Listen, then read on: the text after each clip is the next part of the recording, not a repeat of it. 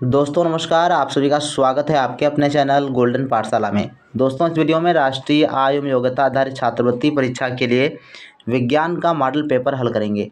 प्यारे बच्चों, ये मॉडल पेपर तैयार किया गया है college of teacher education Lucknow द्वारा। तो ये काफ़ी इम्पोर्टेंट प्रश्न पत्र है आप सभी के लिए, क्योंकि बहुत ही अनुभवी शिक्षकों के द्वारा ये प्रश्न पत्र तैयार किया गया है। तो आप सभी लोग वीडियो को लास्ट तक बिना स्किप किए हुए जरूर देखिएगा। इसके अलावा कॉलेज ऑफ टीचर एजुकेशन के द्वारा तैयार किए गए बहुत सारे मॉडल पेपर हमारे चैनल के ऊपर उपलब्ध हैं। तो आप सभी लोग जो है प्लेलिस्ट में जाकर देख सकते हो। पुराने वीडियो जब आप देखेंगे तो उसमें आपको बहुत सारे कॉलेज ऑफ टीचर एजुकेशन के द्वारा तैयार किए गए मॉडल पेपर आपको मिल जाएंगे। तो आइए देखते हैं पहला प्रश्न जो बच्चों है, द्रव्यमान का एमकेएस पद्धति में मात्रक क्या होता है। तो फर्स्ट ऑप्शन आपके पास है ग्राम, किलोग्राम, कुंटल या फिर टन। तो ये जो आपका दिया गया है ग्राम, किलोग्राम, कुंटल और टन, ये सभी जो है द्रव्यमान के मात्रक होते हैं। लेकिन आपको एमकेएस पद्धति में क्या होता है ये बताना है। एमकेएस पद्धति होती है मीटर किलोग्राम सेकंड पद्धति होती है, और इसमें बच्चों आपका जो द्रव्यमान का मात्रक होता है वो किलोग्राम होता है। बी आंसर आपका सही जवाब हो जाएगा। इसके बाद देखो नेक्स्ट क्वेश्चन है सेकंड नंबर, घड़ी के पेंडुलम की गति उदाहरण है सरल रेखीय गति, दोलन गति, घूर्णन गति या डी ऑप्शन है वृत्तीय गति। तो घड़ी के जो पेंडुलम की गति होती है ये दोलन गति होती है, या फिर इसे आवर्ती गति भी कहा जाता है। तो राइट आंसर आपका हो जाएगा बी ऑप्शन। नेक्स्ट क्वेश्चन की बात करते हैं, ऊर्जा का नवीकरणीय स्रोत है सौर ऊर्जा, लकड़ी, डीजल या फिर पेट्रोल। तो इसका बच्चों राइट आंसर हो जाएगा सौर ऊर्जा जो है ये ऊर्जा का नवीकरणीय स्रोत होता है। नेक्स्ट क्वेश्चन देखो 4 नंबर है, जब पृथ्वी की उपछाया से होकर चंद्रमा गुजरता है तब होता है पूर्ण चंद्र ग्रहण, पूर्ण सूर्य ग्रहण, खंड सूर्य ग्रहण या फिर खंड चंद्र ग्रहण। तो जब पृथ्वी की उपछाया से चंद्रमा गुजरता है तो खंड चंद्र ग्रहण होता है। डी आंसर आपका सही जवाब हो जाएगा। द्रव में ऊष्मा संचरण होता है, ये क्वेश्चन तो कई बार पढ़ाया हुआ है बच्चों। तो द्रव में ऊष्मा का संचरण जो है किस विधि के द्वारा होता है, चालन विधि, संवहन विधि, विकिरण विधि या इनमें से कोई नहीं। तो द्रवों में ऊष्मा का संचरण बच्चों संवहन विधि द्वारा होता है। बी आंसर आपका सही जवाब हो जाएगा। ठोस में जो है द्रव का संचरण चालन विधि के द्वारा होता है, इसको भी ध्यान रखेंगे। 6 नंबर क्वेश्चन है देखो, 500 मीटर की ऊंचाई पर उड़ते हुए हवाई जहाज में होती है स्थितिज ऊर्जा, गतिज ऊर्जा, स्थितिज और गतिज ऊर्जा या फिर डी ऑप्शन है स्थितिज एवं गतिज ऊर्जा दोनों नहीं। तो इसका जो सही आंसर हो जाएगा सी ऑप्शन, स्थितिज और गतिज ऊर्जा दोनों होती हैं। ये क्वेश्चन बच्चों आपका बिल्कुल सेम इसी प्रकार से कक्षा 6 की किताब में दिया गया है। 7 नंबर क्वेश्चन है, अवतल दर्पण से आभासी सीधा व बड़ा प्रतिबिंब प्राप्त करने के लिए वस्तु की स्थिति होगी। फर्स्ट ऑप्शन है मुख्य फोकस तथा वक्रता के केंद्र के बीच, वक्रता केंद्र पर, वक्रता केंद्र के बाहर या फिर डी ऑप्शन है दर्पण के ध्रुव व मुख्य फोकस के बीच। तो इसका सही आंसर बच्चों हो जाएगा मुख्य फोकस तथा वक्रता केंद्र के बीच में जब अवतल दर्पण में कोई वस्तु रखी जाती है तो उसका जो प्रतिबिंब होता है वो आभासी सीधा और बड़ा प्रतिबिंब दिखाई देता है। तो first option is the right answer. 8 number question बच्चों देखो पूछा गया है कि निम्नलिखित में से किसे घर्षण द्वारा आसानी से आवेशित नहीं किया जा सकता, कांच की छड़, एबोनाइट की छड़, गुब्बारा, लकड़ी का टुकड़ा। तो राइट आंसर बच्चों हो जाएगा आपका डी ऑप्शन, लकड़ी के टुकड़े को जल्दी आवेशित नहीं किया जा सकता, लेकिन कांच की छड़, एबोनाइट की छड़ और गुब्बारा ये बहुत जल्दी जो है आवेशित हो जाते हैं। इसके बाद देखो 9 नंबर क्वेश्चन है, मानव नेत्र में किस वस्तु का प्रतिबिंब बनता है, मतलब किसी वस्तु का प्रतिबिंब बनता है, कहाँ पर बनता है, पुतली पर, रेटिना पर, कॉर्निया पर या फिर आइरिस पर। तो सही आंसर बच्चों है रेटिना पर प्रतिबिंब बनता है। B answer is the right answer. 10 number question कहता है कि अचुंबकीय पदार्थ है, तो अचुंबकीय पदार्थ कौन सा है, निकिल, सोना, कोबाल्ट, लोहा। ये आपका बी आंसर सही जवाब हो जाएगा। सोना जो होता है वो चुंबकीय पदार्थ नहीं होता, अर्थात अचुंबकीय पदार्थ होता है। इसके बाद 11 नंबर क्वेश्चन है, दाब का मात्रक है newton metre, kilogram, joule, newton प्रति मीटर स्क्वायर यहाँ पर होना चाहिए और यही आपका सही आंसर हो जाएगा। दाब का जो मात्रक होता है डी ऑप्शन आपका सही हो जाएगा, न्यूटन प्रति मीटर स्क्वायर। इसके अलावा पास्कल भी दाब का मात्रक होता है, इसको भी आप ध्यान रखेंगे।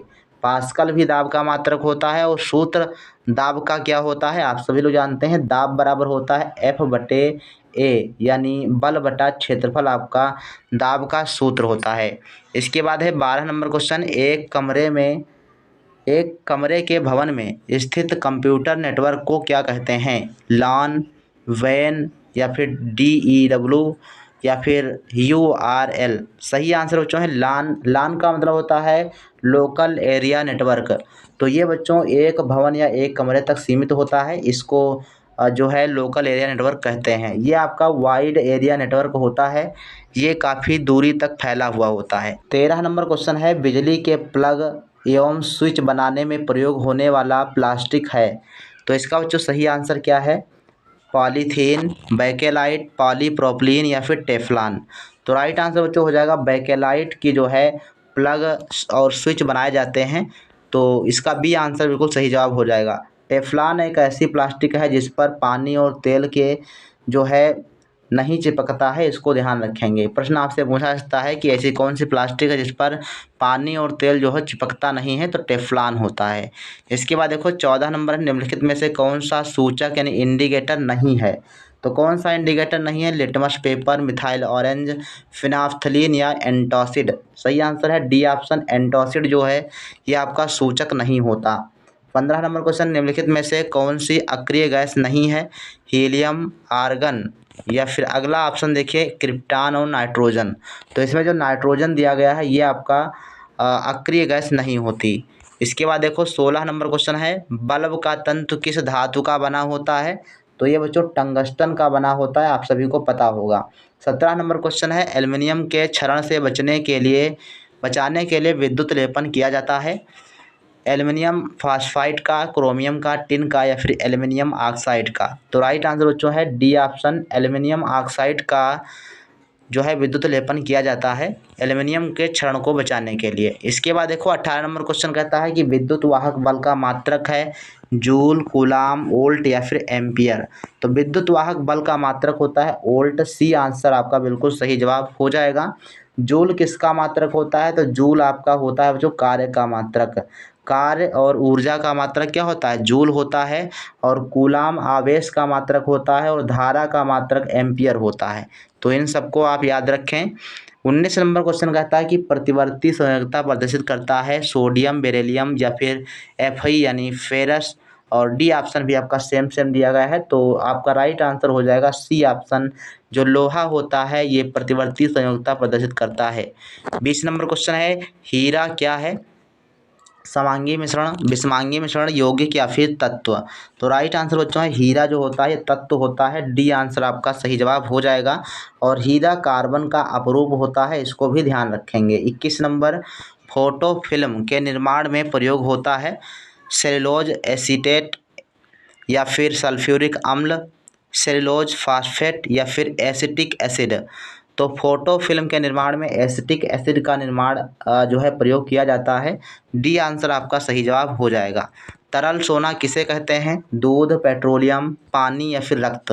तो तरल सोना पेट्रोलियम को कहा जाता है, B answer is the right answer.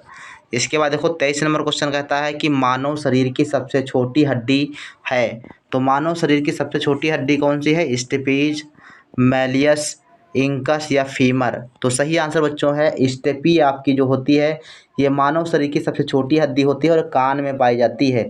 Femur आपकी जो है जांघ में हड्डी पाई जाती है और सबसे बड़ी हड्डी होती है। 24 नंबर क्वेश्चन है, ऑक्सिन है जंतु हार्मोन, पादप हार्मोन, औषधि या उत्सर्जी पदार्थ। तो ऑक्सिन बच्चों ये होता है आपका पादप हार्मोन्स, इसको ध्यान रखेंगे, बी आंसर आपका बिल्कुल सही जवाब हो जाएगा।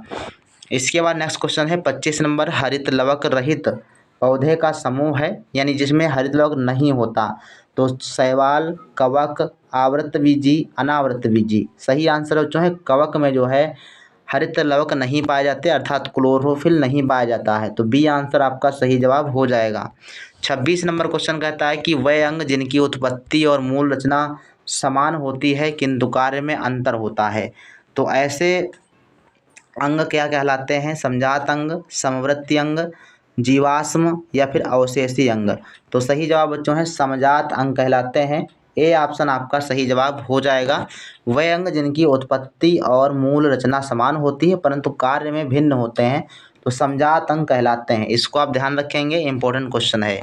27 नंबर क्वेश्चन है, ऑक्सीकरण के उपरांत उत्पन्न ऊर्जा कोशिका में किस अणु के रूप में संचित होती है?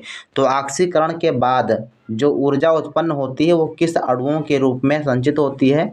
तो वो एटीपी के रूप में जो है संचित हो जाती है। ए ऑप्शन सही जवाब हो जाएगा।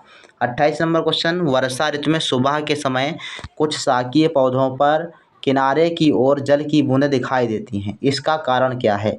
तो वाष्पोत्सर्जन, वाष्पन, बिंदुस्राव या प्रकाश संश्लेषण। तो ये बच्चों होता है बिंदुस्राव के कारण। सी ऑप्शन बिल्कुल सही जवाब है। 29 नंबर क्वेश्चन, सबसे छोटा पुष्प होता है? रेफ्लेक्सिया, ओल्फिया, आर्किड या फिर सेब। तो सही आंसर बच्चों है उल्फिया का जो फूल होता है, जो पुष्प होता है, सबसे छोटा पुष्प होता है। 30 नंबर क्वेश्चन, वसा में घुलनशील विटामिन है? विटामिन सी, विटामिन बी या फिर विटामिन डी या फिर इनमें से कोई नहीं। तो वसा में घुलनशील विटामिन हमने आपको ट्रिक भी बताई है, अधिक आप याद रखेंगे ADE ये आपके वसा में घुलनशील होते हैं। तो आपका राइट आंसर आप सभी को पता चल गया होगा। डी आंसर, डी जो विटामिन डी है वो सी ऑप्शन में दिया गया है, तो C option is the right answer. और ADE ये वसा में घुलनशील होते हैं और बाकी जो बचा बी और सी ये आपके जल में घुलनशील विटामिन होते हैं, तो इसको ध्यान रखेंगे। नेक्स्ट क्वेश्चन देखो है आपका 31 नंबर, BCG का टीका लगाया जाता है 6 सप्ताह की उम्र में, 9 माह की उम्र में, 5 से 6 वर्ष की उम्र में या फिर जन्म के समय। तो BCG का टीका बच्चों में जो है टीबी के रोकथाम के लिए लगाया जाता है और इसे जन्म के समय ही लगा दिया जाता है। फोर्थ ऑप्शन आपका सही जवाब हो जाएगा। 32 नंबर है, रक्त समूह की खोज की थी लैमार्क ने, मेंडल ने, लैंड स्टीनर ने या फिर रॉबर्ट हुक ने। तो सही जवाब बच्चों है आपका ये सी ऑप्शन, लैंड स्टीनर ने जो है रक्त समूह की खोज की थी। 33 नंबर क्वेश्चन है, निम्नलिखित में से कौन सा पौधे का मादा जननांग है? जायांग, पुंकेसर, पुमंग या फिर बाह्यदल। सही जवाब जायांग हो जाएगा, या स्त्री केसर भी इसको कहा जाता है, स्त्री केसर या फिर जायांग, ध्यान रखेंगे ये जनन अंग होते हैं।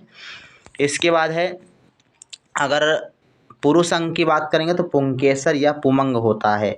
34 नंबर क्वेश्चन है बच्चों, लोही नस्ल की भेड़ें पाई जाती हैं उत्तर प्रदेश और मणिपुर में, कश्मीर और हिमाचल में, राजस्थान और पंजाब में, तमिलनाडु और केरल में। तो लोही नस्ल की भेड़ें बच्चों पाई जाती हैं राजस्थान और पंजाब के क्षेत्रों में। C answer is the right answer. 35 number question है, CPU का पूरा नाम है? Control processing unit, command processing unit या फिर सेंट्रल प्रोसेसिंग यूनिट। और डी आंसर है कलर प्रोसेसिंग यूनिट। तो सही आंसर हो जाएगा CPU, ये सेंट्रल प्रोसेसिंग यूनिट कहलाती है। सी ऑप्शन आपका सही जवाब हो जाएगा। कंप्यूटर में जो CPU होता है उसे कंप्यूटर का दिमाग भी कहा जाता है। तो 35 का सी आंसर आपका बिल्कुल सही जवाब हो जाएगा। तो ये बच्चों रहे आपके 35 प्रश्न, जो एक मॉडल प्रश्न पत्र के रूप में आप सभी को हमने उपलब्ध कराया। और इसी प्रकार से और वीडियो देखने के लिए हमारी चैनल की प्लेलिस्ट में आप जा सकते हैं। विज्ञान में जाएंगे तो आपको कॉलेज ऑफ टीचर एजुकेशन द्वारा बनाए गए बहुत सारे मॉडल पेपर आपको मिल जाएंगे, और पुराने वीडियो आप देखेंगे तो उसमें आपको मिलेंगे। विज्ञान हो या फिर आपका सामाजिक विज्ञान हो या फिर आप गणित देखिए तो गणित में भी आपके हमने पढ़ाए हुए हैं क्वेश्चंस को, जो कॉलेज ऑफ टीचर एजुकेशन द्वारा तैयार किए गए थे। तो आज की वीडियो में बस इतना ही, मिलते हैं नेक्स्ट वीडियो में, तब तक के लिए धन्यवाद। जय हिंद, वंदे मातरम।